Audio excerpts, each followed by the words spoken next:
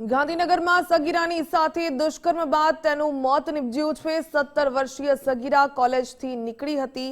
મોડી રાત સુધી ઘરે પરત ન ફરતા શોધખોળ હાથ ધરવામાં આવી। 22 વર્ષીય દીપ શર્માએ સગીરાને લઈ ગયો હોવાનો આક્ષેપ।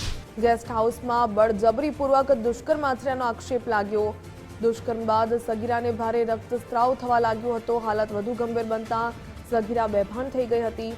આરોપીએ આ સમગ્ર મામલે પિતાને જાણ કરી। આરોપીના પિતાએ હોસ્પિટલમાં સારવાર માટે દાખલ કરી। રક્તસ્રાવ અને ઇન્ફેક્શનથી સારવાર દરમિયાન સગીરાનું મોત નીપજ્યું। પોલીસે પોક્સો અને દુષ્કર્મનો ગુનો નોંધ્યો। ફરાર આરોપી દીપ શર્માની પોલીસે શોધખોળ હાથ ધરી।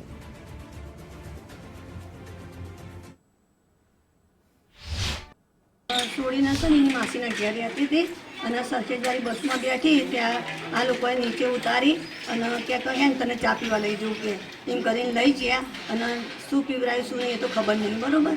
અને બે ફોન કરી દીધી। પછી અમે છોડીને ફોન કરતા હતા 7 વાગ્યાથી તે 9 વાગ્યા સુધી એની રીંગો ચાલુ હતી પણ કોઈ ઉપાડતું નહોતું। પછી અમે 11 વાગ્યા સુધી એની વાટ જોઈ। પછી પોલીસ ચોકીમાં ગયા। એને કીધું કે પોલીસવાળાને કીધું કે તમે અમને આટલું કરી આલો તો કે તમે બી હાલ કોઈના ઘેર બેર રોકાઈ હોય તો બી હાલ તમારી અરજી નહીં લેવી કે।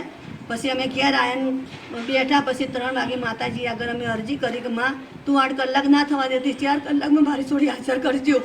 પછી બધાએ પેથાપુરવાળા બધાએ 4 વાગે અહીંયા હાજર થયા ને આવીને કહેવા માંડ્યા કે તમારી છોડી સિરિયસ કે હેડો કે